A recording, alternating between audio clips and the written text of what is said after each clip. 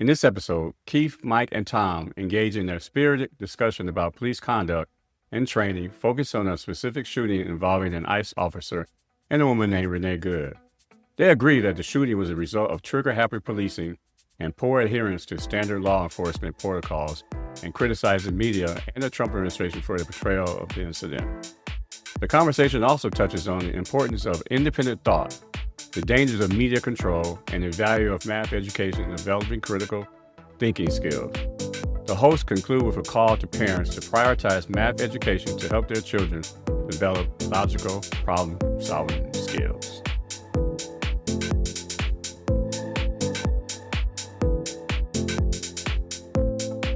What's going on, Keith? Hey, QC, what's going on? Hey, Mike. Hey, What's Keith. going on, Mike?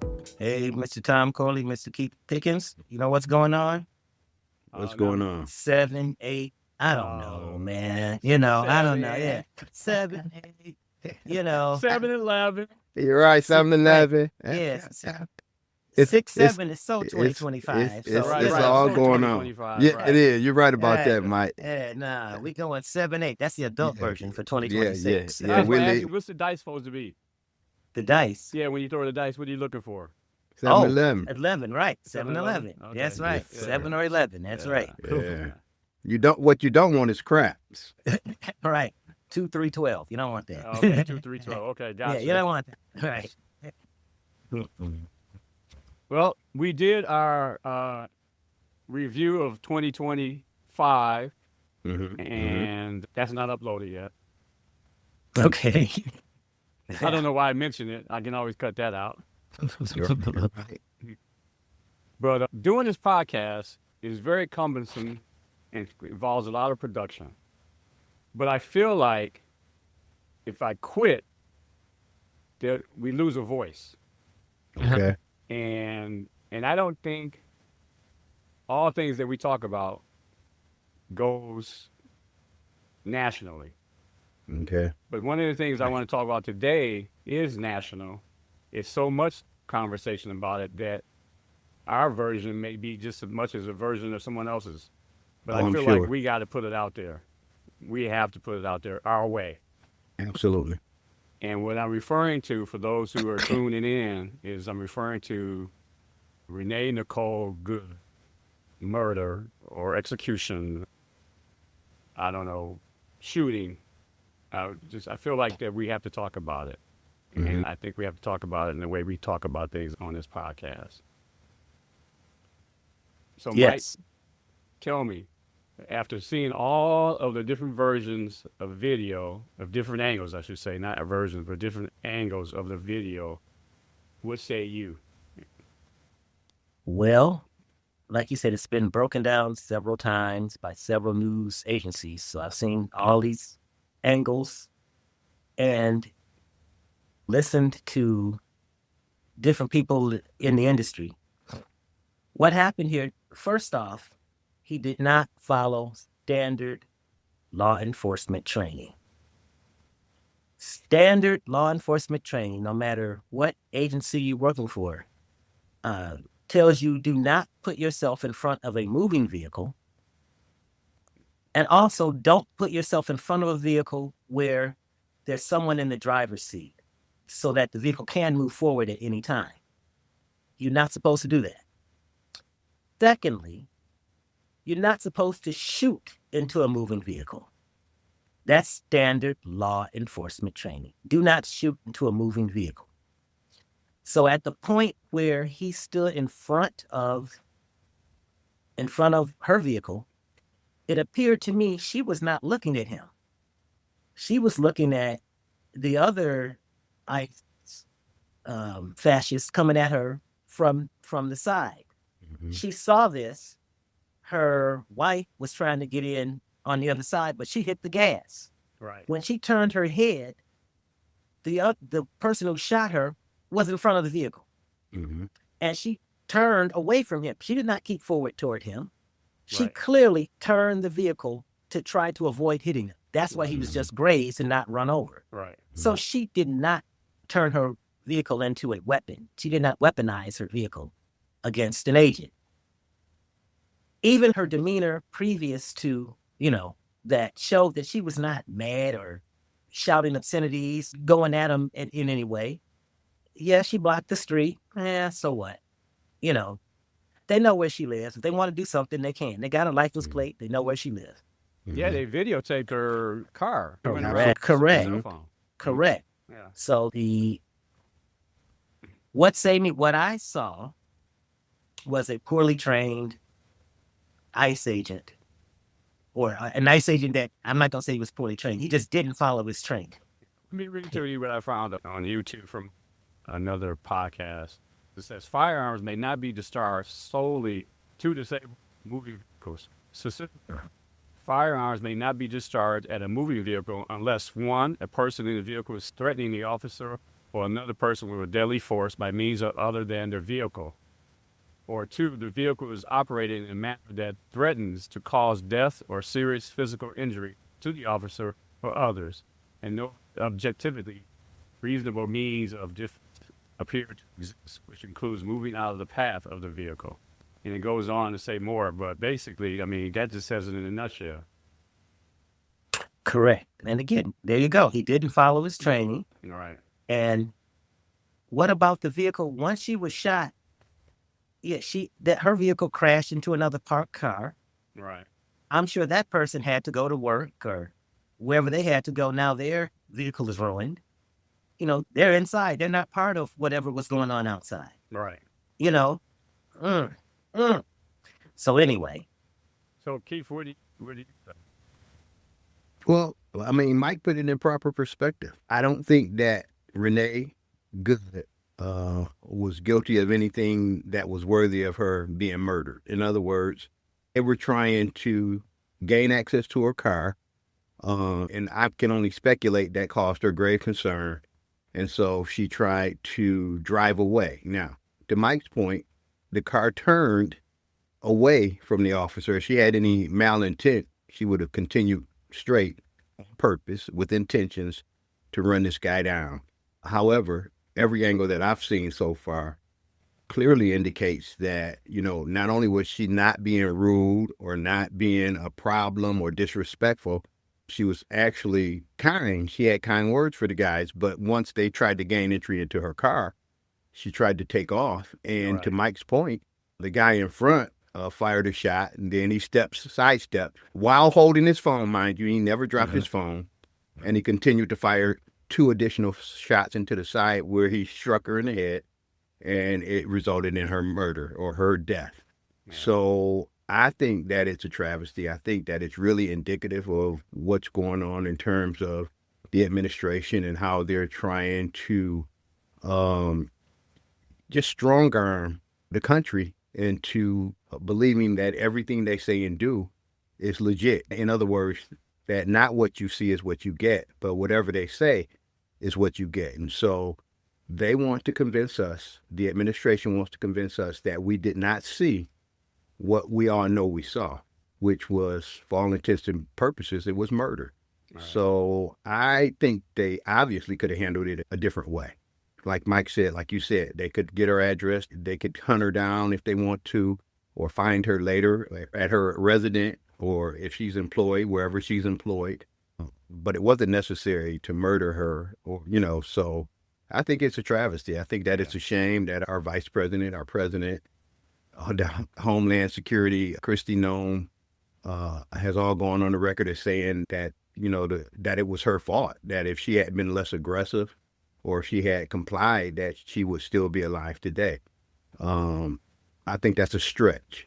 And so, to your point, Tom, it's a topic of conversation on many broadcasts, on YouTube and other media outlets. And it's something that we need to deal with. It's just another opportunity for, Mike, I like when you say fascist in chief, to strong arm folks and try to intimidate and sow fear in our nation. It's just, that's one thing that we were able to see as it occurred, not to mention there are other incidents that are taking place daily where, you know, they're not public servants. Yeah, there's been 9 shootings like September. Yeah. And by ICE. Yeah. Yeah. And I mean, just to even, let's say, for instance, that you don't shoot and you don't murder, but just pulling people out their cars, beating people, spraying mace, just doing all manners of things that are inhumane. It's indicative of Mike likes to harken back to Nazi Germany and places like that where they just rule with an iron fist, and that's just not what the United States is all about. Never has been, never should be. And it's just a shame that we continue to have to argue what we see as reality against what the administration continues to paint with a totally different brush by making it seem like it's whatever they say. And we all know the emperor has no clothes. Somebody has to tell this guy that he's naked because he's going about doing whatever he wants to do whenever he wants to do it. And that's just not how we operate in our society. And we shouldn't. And we shouldn't, right? As long as he's not getting enough pushback. Mike, that's what keeps me going, I guess. The nudge that I need to continue to do this podcast, there's no uproar. And I've said that before. There's nobody taking the torch or taking the mantle and running with it. And I don't know if that's what we're doing here, but I feel like having these conversations that we do amongst ourselves and then putting it out there, for everybody to hear, I got to believe that, and they're hearing it from different sources. It is like an echo chamber. You're hearing it from different sources. But I just think our version of anything we put out on the podcast, I think it might be consumed a different way. What do you guys think to that? Well, absolutely. Absolutely. I think what people need are different resources and different outlets and different opinions. But what it all amounts to, I'll be willing to bet that in most cases, not in all cases, but in most cases, that the different media and podcasts and so forth, they're going to land on the same thing that we've landed on, that we believe what our eyes saw. Right. Okay. And for me, that's the point, because everything seems to be topsy-turvy. I've said it before. I continue to say it until it changes. Up is down and down is up. And if you tell me that I'm looking at the room that you're in, both of you guys, and it appears to be dark colors to me. Mike, yours look purple. Tom, yours look like a dark blue.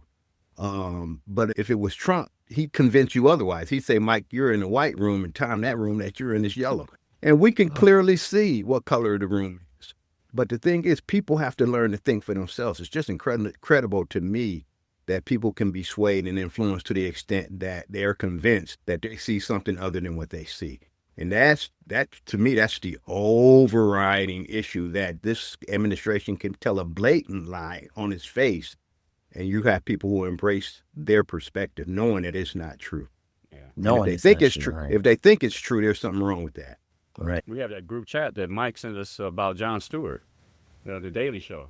Oh, yes. Yeah, Yes. that was this point, or spot on by what you're saying, Keith, about his truth or his interpretation of what's reality. Right. And we're saying, dude, that's not reality. Right. It's not reality. Right. Look, perspective here. Tom, you said there's been 9 shootings. Yes. Have any of the, and that includes Miss Good, Right. any of the other 8 shootings been of an American citizen? Yeah. So now we've seen an American citizen gunned down by the fascists. All right. In my mind, that is the shot that the radical right has thrown to start a civil war. Okay, that's how my mind is working. Yeah. An American citizen was killed by a fascist regime. That's what I see. So in my mind, they want civil war. We'll be back up for a second, Mike. I think there were American citizens in that shootings. Oh, there were? Yeah. Okay. I'm pretty sure. My apologies. Yeah. Okay, well then sure. there you go. Yeah. It is But civil even- war. But even to your point, Mike, Yeah. and I'm sorry, Tom, I didn't mean to step on you there, but even to your point, when you look at Minneapolis and you see what happened with George Floyd, and they looked at it and they took the temperature and they continue to seek places where this powder keg can explode. And so in the case of Miss Good, who was murdered, they've decided to send even additional troops in Yes. to Minneapolis Yeah. to further stir the pot, so to speak, because their wish is not that it's going to be peaceful, which the governor and the mayor of Minnesota and Minneapolis has asked for people to be peaceful, but they want it to be a big powder keg where they can justifiably murder American citizens and say, See, this is why we're here. And so what he's doing is really playing a mind Yes. game. And we got to, Yes. we hate that expression, stay woke, but we have to stay woke because Mhm. if you start to falter or if you start to just be apathetic about what's going on, then at some point you may not know up from down. You may not recognize what's real and what's not real because if somebody continues to tell you the same thing, at some point they might be able to convince you that this is reality. You know, I used to watch The Twilight Zone, and The Twilight Zone was all about mind games, right? Right. And they're, you know, not going too far off the topic, but there's a TV series called Stranger Things. And there's some stranger things going on in that TV show. And if you let your mind go with the adverse side, the side that's not reality, then you could start to embrace it as reality. And so, you know, that's the thing. We have to keep our sanity in line because the whole point to me is to drive us all loco.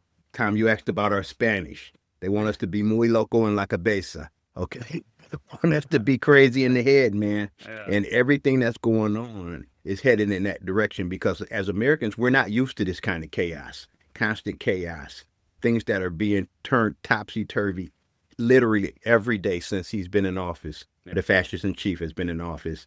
There's something going on, whether it's dabbling in other countries, whether it's disrespecting the United States citizens. I mean, it's just really so chaotic that it could really put us in a place where we just tuck away and not pay attention. And that, in a sense, is what he wants us to do. Right. That's danger. I read dangerous. something today. Yeah, I read something today about exactly what you said.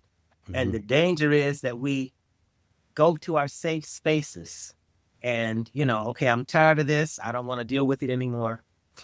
I get that. I really do. None of us wants to do what is necessary to remove fascism, which has entrenched our government now. Mm-hmm. You say none of us want to do what it requires? Correct, because voting that's not it. No, son, I don't think we're going to have, I'll keep saying it. I doubt that there'll be any midterms. Well, here's the thing. It might be midterms, but he sounds like he planned on still in the boxes. Right, fascists, the only results I would say that still in fascists the accept, boxes. still in the ballots, right, still in the Yes. vote. Mm-hmm. You have to look at the history of fascism. Once in power, they do not get voted out. No, the only votes that fascists accept are votes for them. Mm-hmm. So no matter what the midterms look like, he is not going to let his power be usurped. Okay, that's not going to happen. He has said, Mike, not to, and hold your thought, but I'm going to paraphrase. Essentially, he has said that his power is already unlimited and that the only thing that's keeping him from doing whatever he wants to do is his morality, which he has none, we all know, and his mind, which we know is going fast because Right. he'll say something today and either forget about it tomorrow or claim that he forgot, which is 6 of one, half dozen of the other. Because once he says he's forgotten about it, that means he's never said it because that's his truth. His truth has nothing to do with our truth. He's living in an alternate universe, and there's a lot of people going along for the ride. And that's the part that's scary. Right. I don't know when this train's going to slow down or stop so we can all get off. But it's moving really, really fast, man. And it's, you know, it's catching us all up in it. And it's not just, when I say us, I don't mean the U.S. I mean the world. Man. Yes. This guy yes. is sowing chaos at every turn. In fact, as we sit here and we discuss what's going on in this podcast, I bet he's cooking up something as we speak. And that's the sad part because he's doing so much. He's daring us to be able to respond to all of it. Which one do you respond to? Which one do you get emotional about? Which one do you grasp? Because the chaos is real. And I think that was part of the plan. They may not have specified that in Project 2025, but I can assure you that's built into the plan. Well, get this. Funny you mentioned that. Because Cuba gets most of its oil from Venezuela. Not anymore. He's cutting that off. And like you said, what is he cooking up today? He told Cuba, y'all better make a deal and better make it fast. That's what he told the Cuban government. You better make a deal and you better make it fast. Because you won't get any more oil. coming out of Venezuela. Wow. This Dunroe doctrine he's trying to. Yeah. But he's a figurehead. He doesn't have enough intellect to come up with all these notions. I'm not saying No. Stephen Miller is brilliant, but he's working the puppet strings. He sure is. He and a few others. And so it's really sad to see. And he won't be the first president to take advice from other sources. You have to, because you can't know everything. Right. But this is just so blatant on his face that I just can't give him credit for being able to put together something so diabolical. I mean, he's a sick man, but this, he's using a lot of resources, extreme right resources, to do this. I mean, to say that civil rights has adversely impacted a white man, that the whole point of civil rights was to take away the rights of white men, that's so racist on his face that we're in a time and place where you had to go back to George Wallace or somebody like that, I guess, when they thought America was great, who just would blatantly come out and say things like that. And it's, and maybe that's their truth. I can't speak. I'm not white, so I can't speak to that. But I do know civil rights was for the good. It was not meant to be disruptive, or just like DEI that we talked about. I apologize, Tom. I'm all over the place. Because I know we're talking about Renee Good, so we can get back to that. Yeah. But it's just, the chaos is real, my friend. And yes, to answer your earlier question, she was murdered. Yeah. Yeah. My thing about the conversations about everything that's going on today, it all comes back to the Trump administration just doing what the heck they want to do. And I just can't wrap my head around the fact that we have politicians in place that are not doing anything, not speaking up or saying anything. You got some governors who are softly talking about it. But I just don't understand there's been protests. There have been protests across the country, in particular of her death. And you have the Chicago mayor talking about not having ICE. You had the mayor of Minneapolis. So then get the out of there. Yeah. The sheriff of Philadelphia said, bring it this way. Bring it on. If you want juice, bring it on. Oh, is that right? She's saying, you know what? We're not going to tolerate it, because what we're going to do is we're going to arrest people and we're going to hold people accountable who do things that are unlawful. And she said, if you want to bring ICE in here, we're not going to let them just run roughshod in Philadelphia. We're going to hold them to account. So it'll be interesting to see if he holds her to that by sending troops or sending ICE agents there. But she has specifically said, not here, and we're not having it. And so I think a time that there are some, I think that it's scary for a lot. And like I said, it's so much that it's a whirlwind. And the plan was put into effect. I often say that they've been playing chess. We played checkers for so long. It's chess now. And to be partisan, that's the way of the world, where before you could be one or the other and in the middle. But at some point you come together for the good of the people and you make things happen that are for the good of the country and good for good of the people. Now, if you're not on one side or the other, unfortunately, you're no good. I'd like to think that we'd get a semblance of normalcy if we get a chance to get some Democrats back in who could then wind back the clock, so to speak, and at least get us started back on the road towards civility and treating people in a humane way. Because the Republicans have no interest in humanity. Anytime you have no compassion for somebody who was murdered in cold blood, zero. That's a scary place to be in our society. At some point, I think that even 6 months ago, you'd be calling for somebody's head. The guys that were involved with George Floyd, those officers, they're serving time. Right. Okay. They've been held to account. But now, if you're a Republican or you're a supporter of Trump, you can literally get away with murder. What do you think about the fact that the state agencies and the local police department are not involved in the investigation? That they are not involved in the investigation? Yeah. Because they're not being allowed to be involved. They should just do it anyway. I think they are. I think that they are, to the point that they're not being blocked, Mike, from having specific information. I did see where they said, you're not going to allow us to collaborate and join in so that we can get a semblance of fairness, because now you've got opposing views in terms of reality. So the feds have, no pun intended, trumped the states by saying, you know what?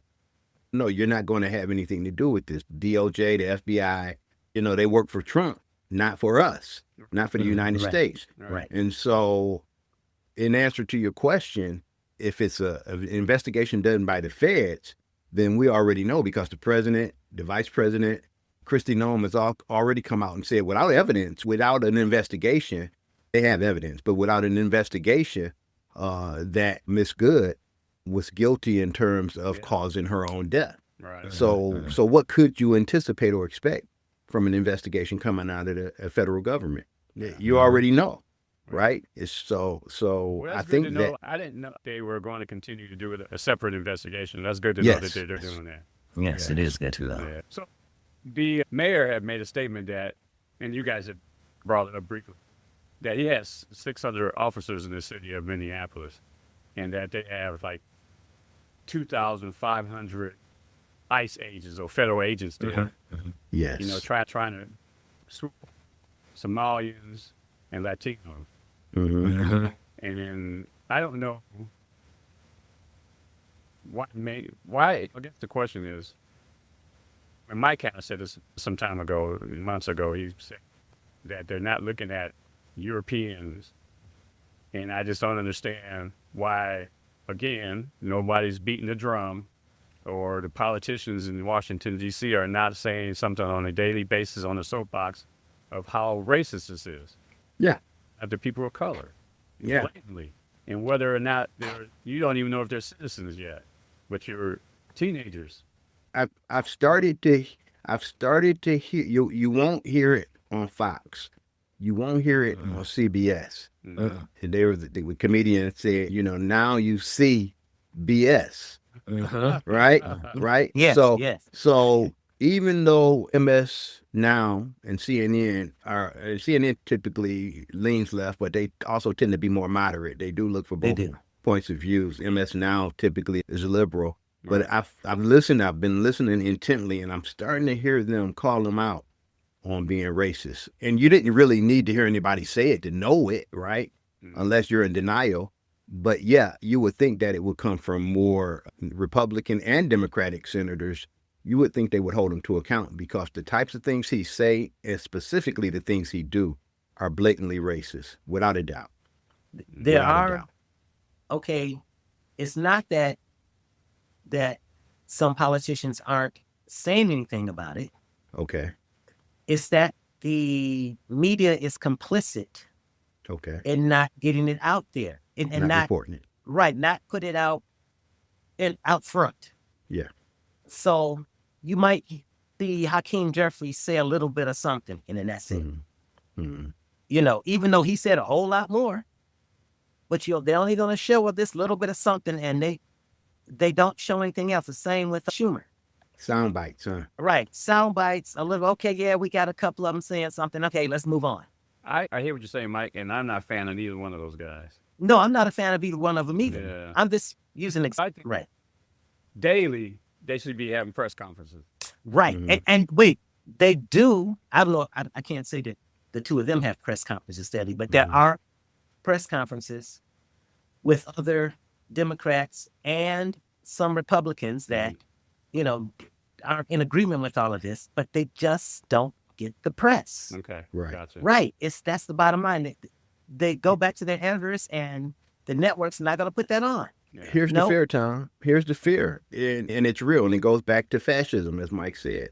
If the state controls the media, then what message will you consistently get? Yeah. Right. Right. Okay? It's going to have a slant. And that's why they talk about CBS, because CBS has now capitulated and have decided to slant their news conservatively. Yeah. We're the home of Walter Cronkite, who darn near everybody would listen to him, and he would state the facts, and they would absorb it and digest it, and they would say, okay, if Walter said it, it had to be true, because he laid it right in the middle and he just reported the facts. And now journalism is so far removed from that, that if all the billionaires, the people who have the money, are right-wing, and they have a specific point of view, and they dictate to their reporters and the people that work for them that they can only relay one message to the populace, then what are we going to get if we don't have podcasts or if we don't have stations that still allow their reporters to express the facts? I think all of them really should go back and stick to the facts. And the occasional talk show or interview where you want to have people come in and just like Jerry Springer, you had one person up here doing this, and then they get middle and fight. But that was entertainment television. And a lot of today is entertainment television trying to sway opinions. We've gotten away. When I went to school and I studied communication and journalism, they told you to stick to the facts: who, what, when, why, how. Those are the questions that you ask, and you get to the point of fact, and you report it as it is. But now you've got people who are getting in and expressing these alternate point of views, and it just depends on which side you're on, whether or not you believe it. Sometimes you don't even have to know the truth. You just have to hear somebody tell you what the truth is, and that's a lot of what's going on today. Yeah. I dare say that I've got some friends who I don't even want to engage in political conversations because it will go south, because I already know that they're no longer thinking for themselves. They're like Stepford Wives. If you've ever watched Stepford Wives. Yeah. And again, Jerry Jones was very powerful in Jonestown, Guyana, when he got all of those people because of his cult to drink the Kool-Aid. I mean, people of their right mind are not just going to take themselves out at the whim of one person unless you sold you a story that's so deep in your spirit that it's truth. And these people, everything that's coming out of the right side is true. And I'm not saying everything coming out of the left is truth. We have to be wise enough to seek out the answer for ourselves. But when you can see something with your eyes and somebody else tell you that what you saw is not true, there's a problem.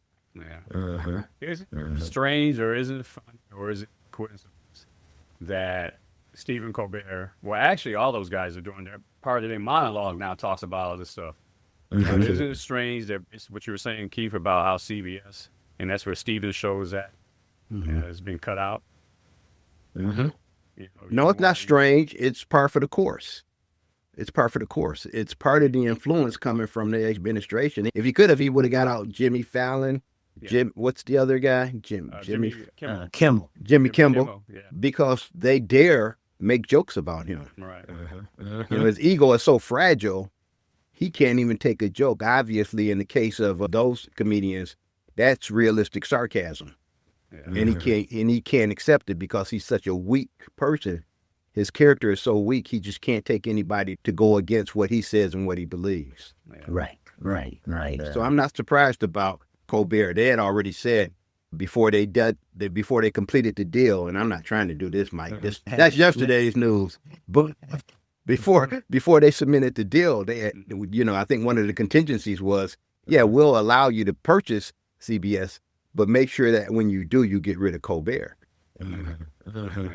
Well, the guy was already friends with Trump anyway, so he was going to get rid of Colbert. Well, that's true. Yeah, he was already friends. Yeah. Yeah, he was already friends. That's true. The only thing I can say, brothers, keep it real and keep your eyes on the prize, because talking to you two guys make me know for sure, and I think I would know it anyway, but it solidifies the fact that I'm still on the right track. I'm still right, and I still know up from down. So let's keep talking, brothers, and even if it's not via a podcast, we can keep each other sane by discussing what's really true. Yeah. I have a closing thing, and it's to the Save the Children portion here. Yeah. My advice to all parents, well, I guess this is to the children too, but especially parents. Math trains your brain to think logically. That is the number one benefit of math. 100%.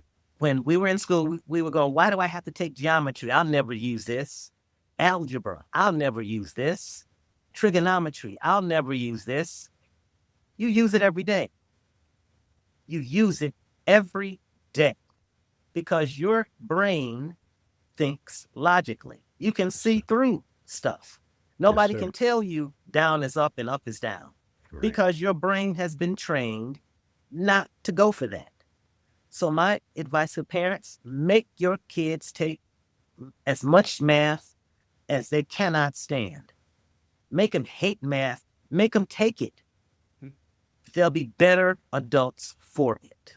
Definitely more Yes. analytical. And Right. 1 + 1 will always Always equal be 2. two. There you go. Yes, it's hard. Yeah, they're going to complain. But guess what? When they're in their 20s, they'll look back and they'll say, I'm glad you made me do that. I'm glad. You know, I had some classes. I hated them at CAS in high school. And one particular class, Miss Branch, this was chemistry. You had to learn, in order to pass that class, I was an advanced class and I was a sophomore. I was in there with juniors and seniors. And when I walked in, I didn't know not one person in there. And they all looked at me real funny. And yeah, for the first half of that semester, I failed every quiz, every test. I'm telling you, I was horrible. I am so glad that I was forced to take that class because I ended up, in order to pass chemistry, you had to learn to balance an equation, which means that you had to learn the atomic weights of that periodic table, and you had to know it by heart. You had to do it. My counselors and everybody knew I could do it, but I'm like, I'm not doing that. You know, and that's what parents, that's what your kids are going to do. I don't want this. I don't want, you know, and I failed. I failed every single test and every single quiz during that first semester. Came back and over Christmas break, I learned that periodic table. I buckled down and did what I had to do. And came back and started passing my quizzes and my tests, bringing my grade up. And it was to the point where on the final, I had to score 100% in order to pass the class. Now, Miss Branch had the habit, she gonna call your grade out. And she always starts with the highest and works down to the lowest. So my name went first. I knew I was done. I was like, oh, man. And they kept looking back at me, you know, because I would sit right, and everybody looking at me like, oh, you didn't, you know, these are juniors and seniors. And then she gets down, and we had the one person, Mr. Miller, just like that. This is how she talked. Mr. Miller scored 100%. Held my paper up for them to see. And, you know, you got to walk up to get your paper. Right. I walked mine. They all looking at me, all these juniors and seniors just knew I had failed. Just knew I had failed because I didn't believe in myself. No, you have to do it. You have to do it. It trained my brain to think logically. And from that, when you do something like that, you're invincible. You can take on the world because you just scored 100% on the hardest chemistry class at Cass Tech. Nobody had done that semester anyway. Right. I did. And here I was, a sophomore. Couldn't stand chemistry. I never took another chemistry class after that. I didn't do it. And I begged to get out of it, and they wouldn't let me out. Because, you know, you had your drops and ads, you know. Nope, they wouldn't let me out. Well, that's why I call you M squared. I never knew that story. Yeah, but my point of the story is your child will be better. Parents who are listening. It's going to hurt. They're going to come home crying. I was mad at my mother. And finally she said, Mike, just do the best you can. Right. Okay, just do the best you can. I'll accept it however it comes out. Give it an effort. Say, Give it your best shot. Right. Yeah. Right. I learned that periodic table. And I scored 100% on that final exam. But I had to do it, you know. I knew I had scored pretty high, but I didn't think I had scored 100. And when I got it, I was like, yeah. You make a powerful point, Mike. I think that's a strong wrap up in terms of just having critical and analytical thinking capacity. Right. And it's rooted in math. And, you know, communication obviously is important. Reading is important. But in terms of just analytical and critical thinking, math is definitely required. And so I salute you, and I agree. I join with you in suggesting to the parents or anybody listening that certainly math is critical, and it's never a situation where you look at it and say, you know what, I'll never use that. It's not important, because the fact of the matter is it's very important. You use it every day. You don't even think, but your brain is using those critical thinking, those problem solving skills that you learned, right, to think logically. Oh no, that's not going to work. You can see that's not going to work. And, that's what you do. So, oh well, that's all I got. Well, that's a good note to end on. All right. All right. Well, guys. All right. Yes, sir. I'm happy. That's all the time we have this week. Be sure to hit the follow button to receive a notification when we upload a new episode. To learn more about today's topics, go to the show description. You can also text us. Join us every week by becoming a follower on your favorite streaming service. If you enjoy our podcast, become a supporter. Thanks for listening. We'll be back next week with the What's Going On podcast.